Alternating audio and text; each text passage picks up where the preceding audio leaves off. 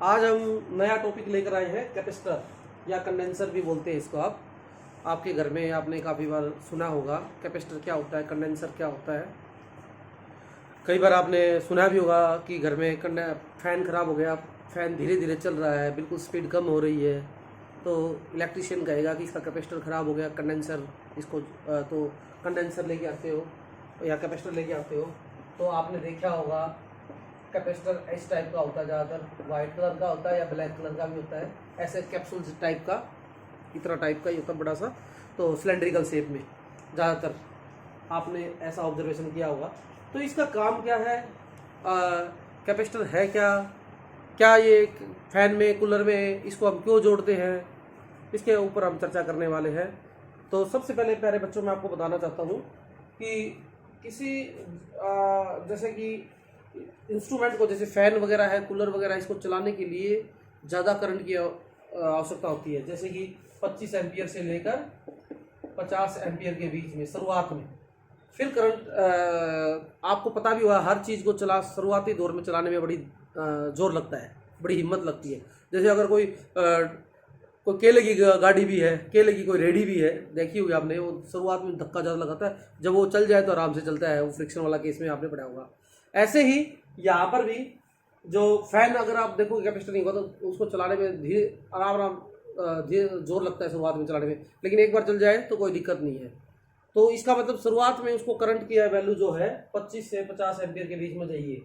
तो ये करंट, और आप सोचते हुए जो करंट बहुत कम है, तो मैं आपको बताना चाहता हूँ कि आपके घर में जो करंट होता है वो 2 एम्पियर 5 एम्पियर के वायर होते हैं, 10 एम्पियर का, ज़्यादा से ज़्यादा 20 या 25 एम्पियर का होता है। और मान लो इसको 30 एम्पियर की जरूरत पड़ गई करंट की, तो ये तो 20 से 25 एम्पियर करंट दिया, फिर क्या होगा, ये तो चलेगा ही नहीं। तो इसको चलाने के लिए हमें करंट बढ़ाना पड़ेगा, यानी कि इसके अंदर कोई ना कोई ऐसी चीज़ करेंगे जिसमें चार्ज इकट्ठा हो जाए या एनर्जी इकट्ठी हो जाए, जिससे करंट की वैल्यू एकदम से ज़्यादा बढ़ जाए और आपका एप्लायंसेस चल जाए। तो आपका थोड़ा सा मतलब तो समझ में आ गया होगा कि ये करंट की वैल्यू को एकदम से, यानी कि एनर्जी को, करंट इलेक्ट्रिक एनर्जी को बढ़ाएगा। तो आपने और एक एग्जांपल और भी देखा होगा कि लाइट, फ्लैश लाइट मारते हैं कैमरे के अंदर। आपने विवाह शादियों में, या फिर आपने, आजकल तो सेल्फी का ज़माना है, तो आपने फ्लैश लाइट को देखा होगा, एकदम से तेज लाइट पड़ती है आंखों पर। और जबकि बैटरी है, बैटरी की तो बेचारे की खुद की हिम्मत है 2 या 3 एम्पियर की, और इतना ज़्यादा 25 से 30 एम्पियर करंट एकदम से आपने देखा होगा, 25 से 50 एम्पियर करंट एकदम से आपको लगता है, आपकी आंखें भी बंद हो जाती होगी। कई बार देखा होगा, ये ग्लेयर लग रही है, चौंधा लग रहा है जिसको हम कहते हैं। तो ये इतना सारा करंट कहाँ से आएगा? तो आप सोचते होंगे ये करंट तो इतना, और ये बैटरी तो केवल 2 या 3 एम्पियर करंट दे रही है, और यहाँ से 25 और 30। तो इसलिए जो आपकी फ्लैश लाइट है, जो कैमरा फ्लैश लाइट की बात करें, वहां पर भी हम कैपेसिटर को जोड़ते हैं। कैपेसिटर जोड़ती है ये करंट जो 2 या 3 एम्पियर था, तो इसको बना दिया 25 से 50 एम्पियर के बीच में, यानी कि करंट को बढ़ाने में काम आ रहा है। तो सबसे पहले कुछ ऐसी डिवाइसेज है, जैसे कि कैमरा, फ्लैश लाइट, कूलर, पंखा, और एक और मोटर आती है, जैसे टुल्लू मोटर बोलते हैं जिसको आप। तो ये सभी हैवी करंट चाहिए इनको, और ये लो करंट पर जो हमारे घरों में जो वायरिंग करते हैं उस करंट से चलेगा नहीं। सबसे पहले पॉइंट तो ये है कि some electrical device required very high current, जैसे कि 25 टू स्टार्ट दैम, इनको स्टार्ट करने के लिए वेरी हाई करंट चाहिए, इतना चाहिए, जिनके नाम मैंने बता दिया। तो ये काम जो करता है वो कौन करेगा, इतना हाई करंट देने के लिए, वो करेगा कैपेसिटर। तो थोड़ा सा मैं आज कैपेसिटर के बारे में बता देता हूँ, इंट्रोडक्शन दे दिया होगा, शायद आपको समझ में आ गया होगा।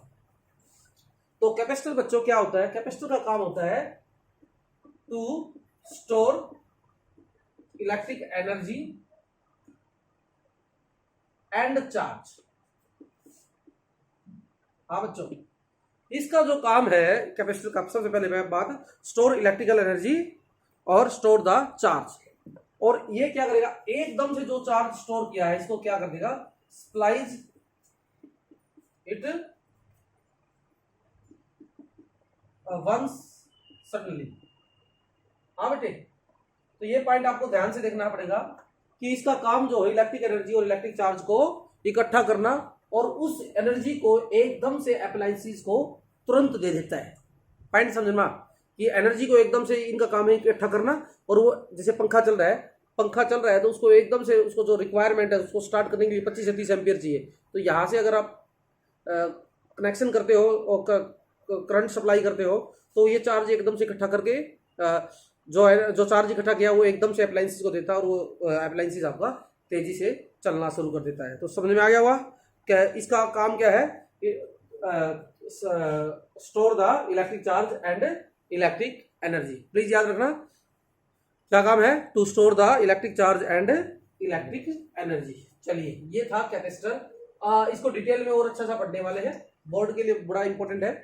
अच्छा, आगे जाकर हम एसी सर्किट पढ़ेंगे। जैसे कि आपने 10th क्लास में एक बात और पढ़ी होगी रेजिस्टेंस के बारे में। ऐसे ही एक रजिस्टर्स आपने देखा होगा, ऐसे इस टाइप का होता है, ऐसे बनाते थे आर रेजिस्टेंस, ठीक है। इसमें हम पढ़ेंगे कैपेसिटर। कैपेसिटर का जो सिंबल रहेगा वो इस टाइप का रहेगा, दो पैरेलल लाइन, ये सिंबल रहेगा कैपेसिटर का। अच्छा, अगर हम एसी सर्किट को जोड़ेंगे तो आगे जाकर एक चीज और आएगी, ऐसे बॉल ऐसे बनाएंगे, इसको बोलेंगे इंडक्टर। तो आगे जाकर हम एक सर्किट पढ़ेंगे आरएलसी सर्किट, जिसमें रजिस्टर भी होगा जो कि हमने पढ़ाया था, और आगे यूनिट नंबर 2 में पढ़ाऊंगा। अभी सी में पढ़ाने वाला हूँ, इसका काम क्या है, और इंडक्टर हम यूनिट नंबर 4 में पढ़ने वाले हैं। तो ये तीनों जोड़ेंगे, तीनों जोड़ने से करंट को कैसे ऑपरेट किया जाएगा, क्या क्या एल का काम है, आर का तो पता ही है करंट के को अपोज करना, सी का काम क्या है ये अभी चर्चा करेंगे। थोड़ा सा सी के बारे में बताया दिया। तो तीनों का इंपॉर्टेंट रहेगा, तीनों सर्किट जोड़ेंगे तब ही आपका एसी करंट जो होगा वो हमारा ऑपरेट होगा। अभी आपने केवल आर के बारे में जाना है, सी के बारे में नहीं जाना है, और एल के बारे में तो अभी खैर टाइम है। चलिए देखते हैं। तो ये सिंबल रहेगा कैपेसिटर का। इस ऐसे सिंबल को हम करते हैं तो इसको बोलेंगे फिक्स्ड, यानी कि इसमें कैपेसिटर की वैल्यू जो होगी फिक्स होगी।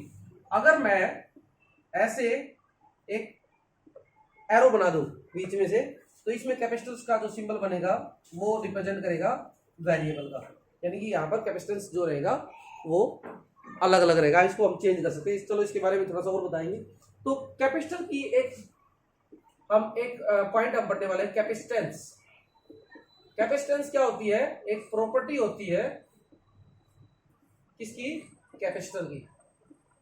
तो सबसे पहले आज कैपेसिटेंस निकालना सीखेंगे। पहले एक टर्म्स समझेंगे। प्यारे बच्चों, ब्लैक बोर्ड पर सभी का ध्यान रहे। तो ये तो समझ में आ गया आपको। Capacitance is the property of capacitor, और ये एबिलिटी है या कैपेसिटी है to hold, it is ability या capacity to hold electric charge and electric energy. तो ये एक ऐसी योग्यता है किसी भी कैपेसिटर की जो इलेक्ट्रिक एनर्जी और इलेक्ट्रिक चार्ज को होल्ड कर दे। और फिर हमने इसको कंसेप्ट में देखा, सी कैपेसिटेंस का हमारा सिंबल रहेगा, तो ये बात याद रखेंगे। तो इसका जो फॉर्मूला रहेगा एक्सपेरिमेंटली हमने पाया कि जितना ज़्यादा चार्ज होगा, आपने यही पढ़ा है, उतना ही कैपेसिटी ज़्यादा रहेगी। लेकिन इसमें एक बात और पढ़ी, C directly proportional to Q और C inversely proportional to del V. ये बड़ा पॉइंट है, अलग सा ध्यान से देखेंगे। Del V is the potential difference और क्यू इज द चार्ज। तो दोनों को हमने कंबाइन किया और कांस्टेंट कुछ नहीं आया, तो सी इक्वल टू आ गया Q divide by del V. ये इसका फॉर्मूला आएगा। अब ये रट्टा मारने वाली बात नहीं है। आपको तो ये बात बताई थी कि जितना ज्यादा चार्ज होगा उतनी ही ज्यादा कैपेसिटी ज्यादा होगी। लेकिन पोटेंशियल डिफरेंस का क्या प्रभाव आ गया? तो पोटेंशियल डिफरेंस जितना ज्यादा होगा उतनी ही कैपेसिटी कम होगी। कैसे? हालांकि इसका कोई ये एक फॉर्मूला है, डिफाइंड फॉर्मूला है, कोई डेरिवेशन नहीं है, लेकिन फिर भी थोड़ा सा फील करवाने के लिए मैं आपको बता सकता हूं। मान लो एक कोई स्पेरिकल कोई कंडक्टर ले लिया आपने, और यहां पर मान लो ये इसकी आर रेडियस है, तो यहां पर मान लो इस पर चार्ज, इसका जो पोटेंशियल है वो v है, और एक कोई चार्ज रखा गया इनफाइनाइट दूरी पर। इसको यहां तक लेके आने के लिए वर्क डन कर लिए, फॉर्मूला जानते हो? यस बच्चों, पोटेंशियल डिफरेंस जो होता था v इनफाइनाइट से लेकर आए, सॉरी v पर आए, माइनस का v infinite D W by, या चेंज इन पोटेंशियल डिफरेंस ले लेता हूं, डिवाइड बाई डी क्यू।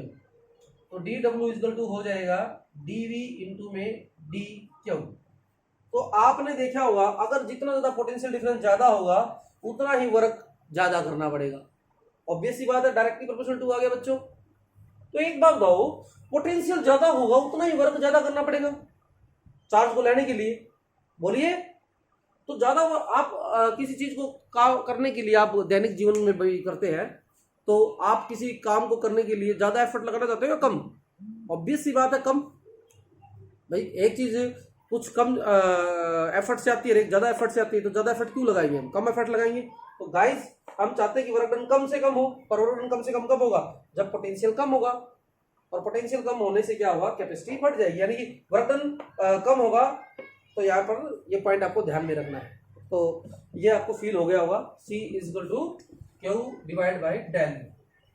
पहला फॉर्मूला आपका निकल के आया। अच्छा, इसकी ऐसा यूनिट जो बनेगी वो बनती है फैराड, और इसका सिंबल रहेगा कैपिटल F, और ये बराबर हो जाएगी Q जो है कूलम और डेल भी होता वोल्ट। तो कूलम पर वोल्ट के बराबर रहेगा। वही बात, पुरानी बात, अगर मैं कहूँ C की वैल्यू 1, अगर मैं कहूँ Q की वैल्यू 1 कूलम है, डेल V की वैल्यू 1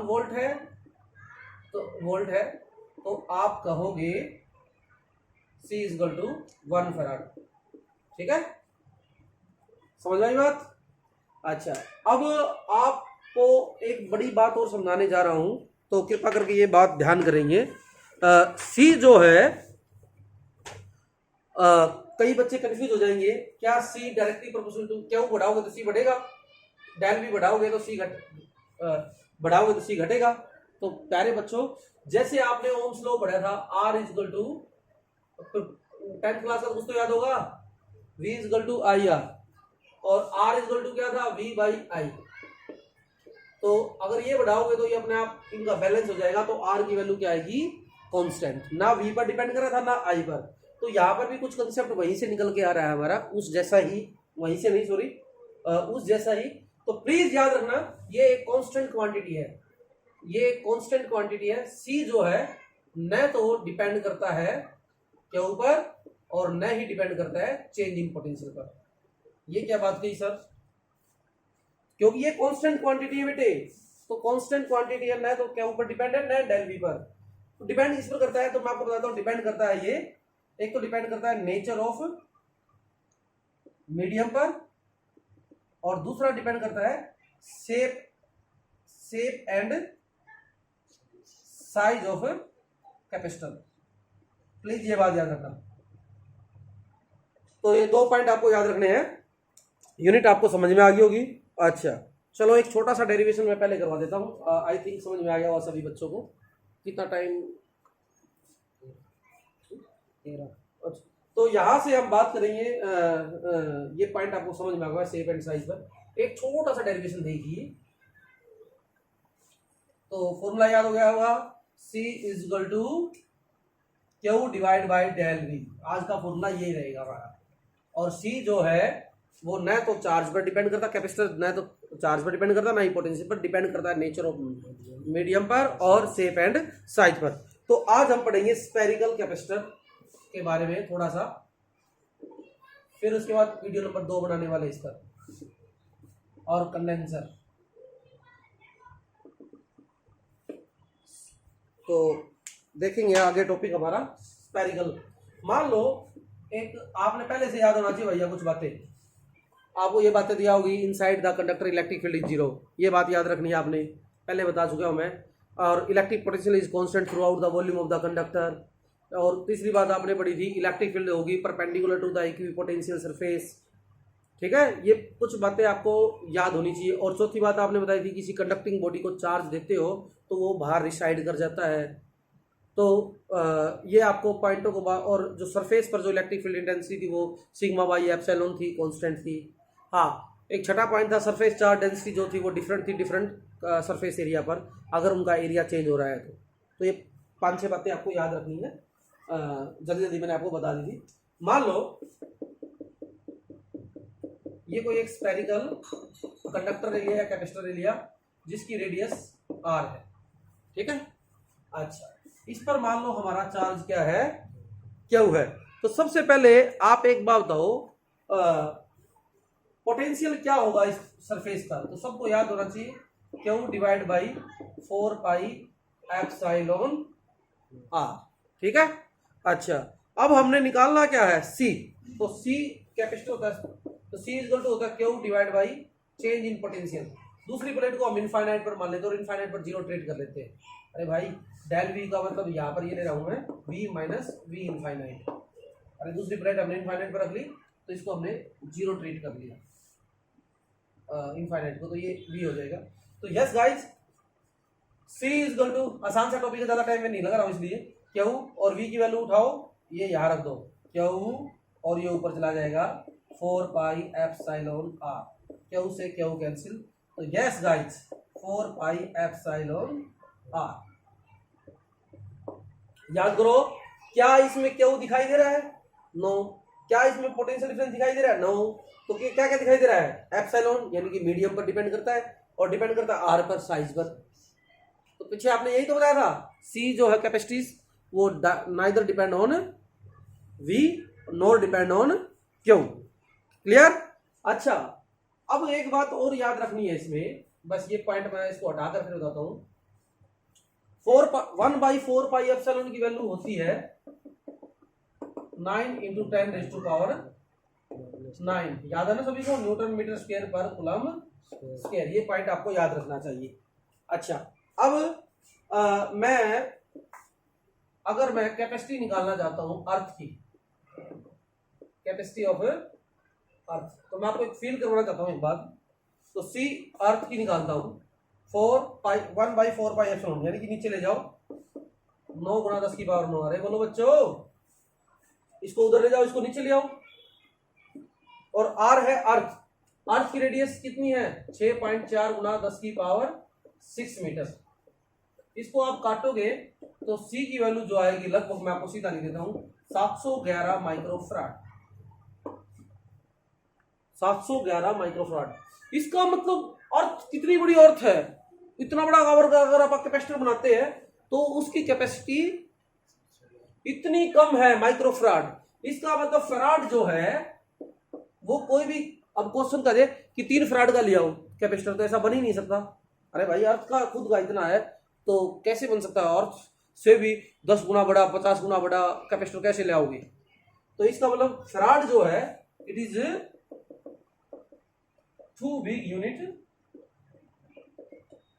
यूनिट ऑफ कैपेसिटेंस। ये बात याद रखना। तो रूटीन के अंदर जो ज्यादातर हम कैपेसिटर लेके आते हैं बाजार में से, वो पिको फराड में, यानी कि 10 की पावर -12 फराड जो होता है, या नैनो फराड में, स्मॉल एन लेना है, सॉरी स्मॉल एन, यानी कि 10 की पावर -9 फराड। अर्थ का ही ये है, तो अर्थ जितना तो ला नहीं सकते कोई कैपेसिटर। क्लियर। अच्छा, बाई चांस अगर मैं 1 मीटर का भी रेजिस्टर लेता हूं कैपेसिटर, 1 मीटर का भी रेजिस्टर बहुत बड़ा होता है, 1 मीटर का यानी कि लगभग इतना बड़ा कैपेसिटर, तो पंखा कितना बड़ा हो जाएगा सोचो आप।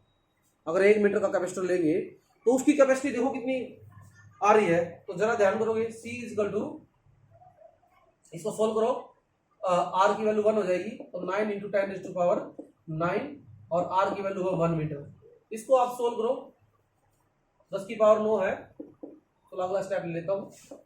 10 की पावर ऊपर जाएगा, माइनस का 9 हो जाएगा, और 1/9 इसको आप सोल्व करोगे तो